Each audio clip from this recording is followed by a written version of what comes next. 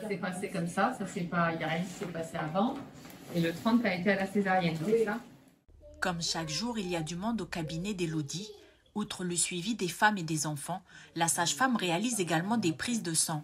Depuis la fermeture de l'hôpital, il n'y a plus d'infirmières à l'hôpital, donc il n'y a plus personne pour faire les prises de sang, à part l'infirmier du dispensaire, mais ils font les prises de sang uniquement le mardi et le jeudi. Donc les autres jours, il n'y a pas de possibilité de prise de sang sur la commune en fait. L'occasion en ce 5 mai de célébrer la profession de sage-femme et de rappeler leur rôle essentiel pour la santé publique.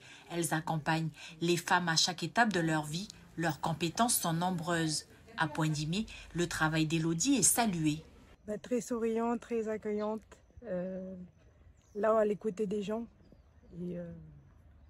C'est une qualité importante, ça? Oui, c'est une qualité importante.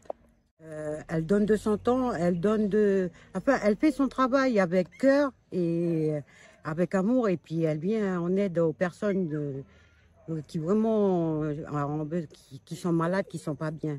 C'est vraiment gentil de sa part parce qu'il y a des horaires aussi où, comme à minuit, 1h du matin, elle est toujours disponible.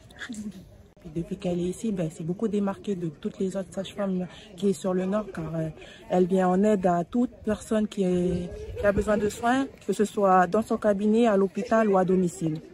Véritables acteurs de premier plan pour la santé des femmes, leurs difficultés peinent pourtant à être entendues. 1 an après la mobilisation pour une meilleure reconnaissance du métier, rien n'a évolué.